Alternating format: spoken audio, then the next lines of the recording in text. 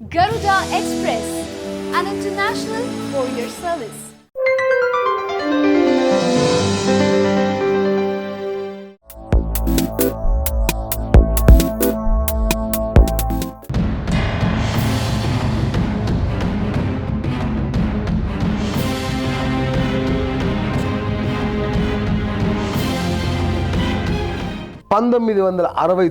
సంవత్సరం పురావస్తు శోధకుడు జీన్ బౌల్బెట్ కర్ణాటకలోని ఉత్తర కన్నడ జిల్లాలోని అటవీ ప్రాంతంలో పరిశోధనలు జరుపుతున్నాడు. అతను శోధిస్తున్న ప్రాంతం సమీపంలోంచే ప్రవహిస్తోంది షల్మలా నది. అది ఓ జీవనది.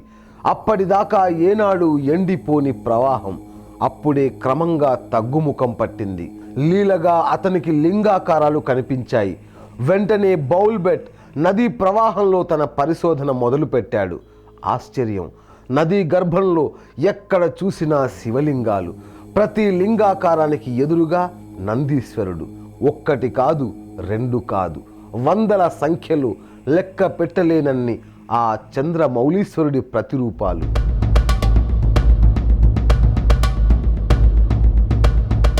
అది కారడవి, దారి తెన్ను లేని ప్రాంతం. అక్కడ ఇన్ని శివలింగాలు ఎలా సాధ్యం? ఇంత శిల్పకళా నైపుణ్యంతో మానవ మాతృలకు సాధ్యం కానంతటి ముగ్ధ మనోహరంగా, అపురూపంగా.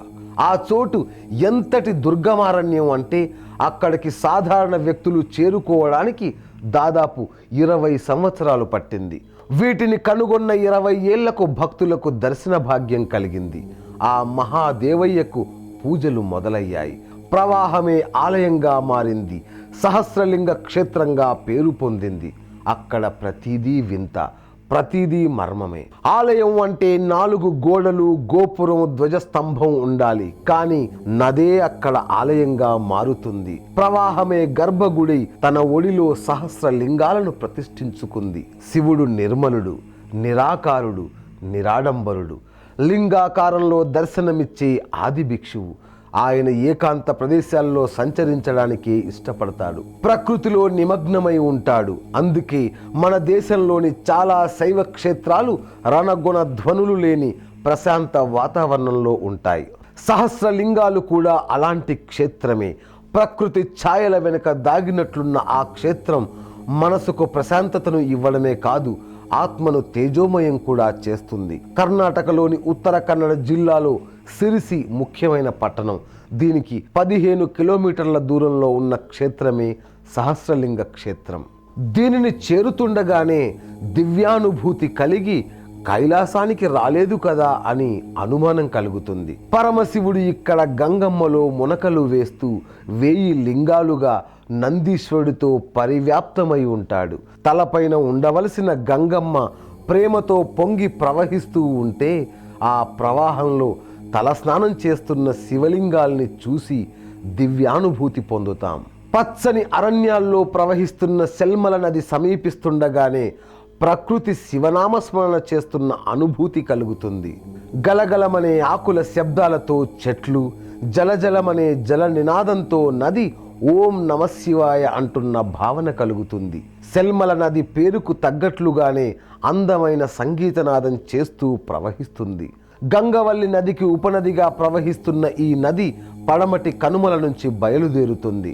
మనసును హత్తుకునే సుందరమైన ఈ నది సాక్షాత్తు దేవాలయంగా మారింది. సాధారణంగా ఎక్కడైనా ఏకలింగం చూస్తేనే పరవశించిపోతాం. అటువంటిది ఇక్కడ సహస్రలింగాలను ఏకకాలంలో దర్శించడం అంటే ఊపిరి పీల్చడం మర్చిపోతాం. షల్మల నదిలో 1000 లింగాలు, 1000 నందులు దర్శనమిస్తాయి. పేరుకు మాత్రమే 1000, వాస్తవానికి అవి లెక్కలేనన్ని. నది మట్టం కొద్దిగా తగ్గగానే అన్ని లింగాలు కనువిందు చేస్తాయి. ప్రతి శివలింగానికి అభిముఖంగా నందీశ్వరుడు సాక్షాత్కరిస్తాడు. అయితే కొన్ని నందులు ప్రవాహానికి శిథిలమవడం, కొట్టుకుపోవడం జరిగిందని పరిశోధకుల పరిశీలన. శివరాత్రికి భక్తుల సందడితో ఈ ప్రాంతం కోలాహలంగా ఉంటుంది.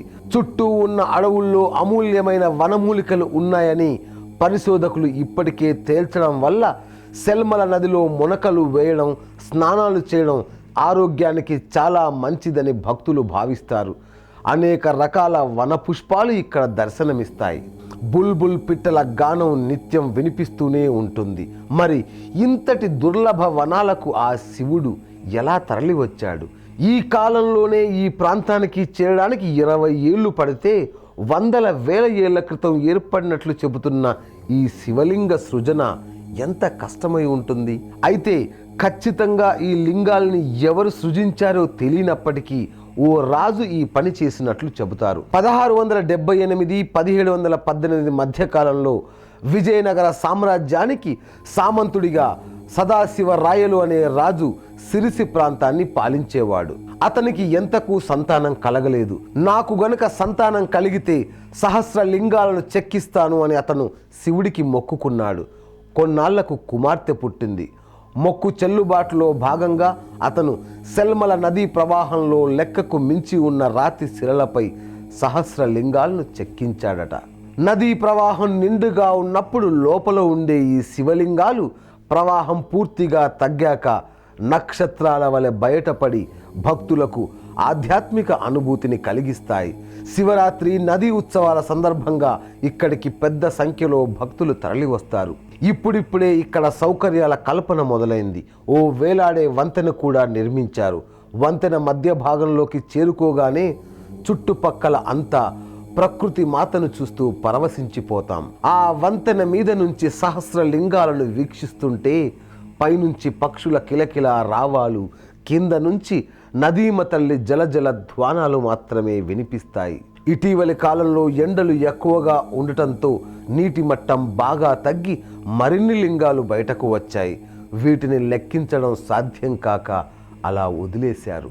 ప్రవాహం తగ్గిన కొద్దీ శివలింగాలు ప్రత్యక్షం అవుతూనే ఉన్నాయి. మరి సిరిసి నుంచి ఎల్లాపూర్ వెళ్లే మార్గంలో, అంటే సిరిసి నుంచి 17 కిలోమీటర్ల దూరంలో ఉంది ఈ సహస్రలింగాల క్షేత్రం. రూంబే తర్వాత హుల్గోల్ బస్టాప్లో దిగాలి. అక్కడ నుంచి హుల్గోల్కి నడవాలి. మెయిన్ రోడ్ నుంచి ఇది 2 కిలోమీటర్ల దూరంలో ఉంది. ఉడిపి వరకు రైలులో ప్రయాణించి అక్కడ నుంచి సొంత వాహనంలో కానీ బస్సులో కానీ ప్రయాణించి ఈ ప్రాంతం చేరుకోవచ్చు. బెంగళూరు నుంచి 405 కిలోమీటర్లు 6.5 గంటల ప్రయాణం. ఇది హుబ్లీ నుంచి 90 కిలోమీటర్ల దూరంలో ఉంది. భక్తులు భూలోక కైలాసంగా పిలుచుకుంటున్న ఈ క్షేత్రాన్ని దర్శించి తరించండి. ఈ వింత ఎలా సంభవించిందో ఇప్పటికీ తెలియకపోయినా మహా మహిమాన్విత క్షేత్రంగా మాత్రం భాసిల్లుతోంది. ఈ కథనం మీకు నచ్చినట్లయితే యోయో టీవీ ఛానల్కి సబ్స్క్రైబ్ అవ్వండి, లైక్ చేయండి, షేర్ చేయండి. Keep watching yoyo TV channel.